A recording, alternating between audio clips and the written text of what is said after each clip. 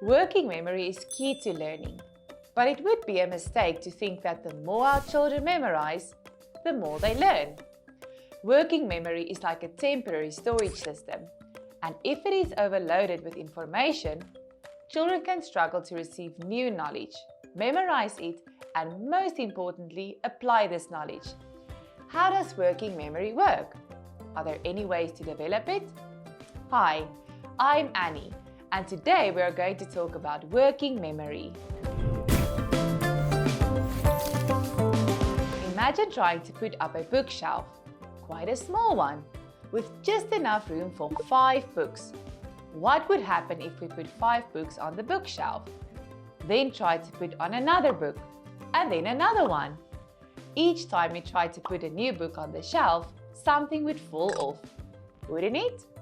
Similarly, our brain can only think about a small number of things at any one time.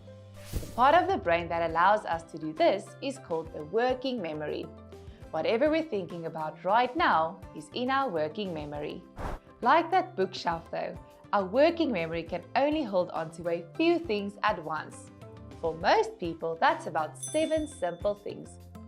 If we try to think about more than 7 things at once, we start to forget some of these things. It's like those books falling off the shelf. There's simply not enough room in our working memory for all that information. This is really important for children's learning, because when they are taught something new, they have to think about it in their working memory before they can understand it and remember it. So we need to avoid overloading our kids' brains with too much information. We have to help them keep those books on the shelf. How can we help our kids to do that? We've prepared some tips for you. Speak less. As adults, we often tend to talk for too long.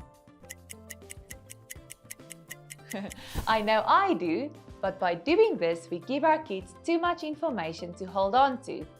Keep your explanations short and simple. Simplify instructions. Try to give your children just a few steps to remember. Even better, give them their instructions one step at a time. For complex tasks, write down the steps they should follow in order. Use visual information. Words on their own are harder to remember than pictures with labels.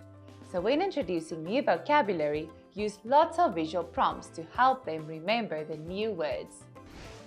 Check their understanding. You may notice that in your child's Novakid lesson, the teacher frequently asks your child questions about what they've just been taught. These are called concept-checking questions. They're an important way to make sure a child has understood something before moving on to something new. If they haven't understood and we start teaching them something else, we risk overloading their working memory. You can ask these kind of questions too when you support your child with their learning. Practice makes perfect. Frequent repetitions of tasks is a great way to help children move information from their working memory to their long-term memory. This is why practicing the vocabulary and grammar they learn in class, reviewing class videos, drilling exercises and homework exercises are great ways to support your child with their learning. The important thing for us to remember is we don't want to overload our children with information. It won't help them understand or remember things. Instead, we need to help them focus on just a few things at once. Give them lots of opportunities to practice. And of course, always praise your kids for their hard work. I hope you found these tips helpful. If you have any comments, please leave them below. Thanks for watching and see you again soon.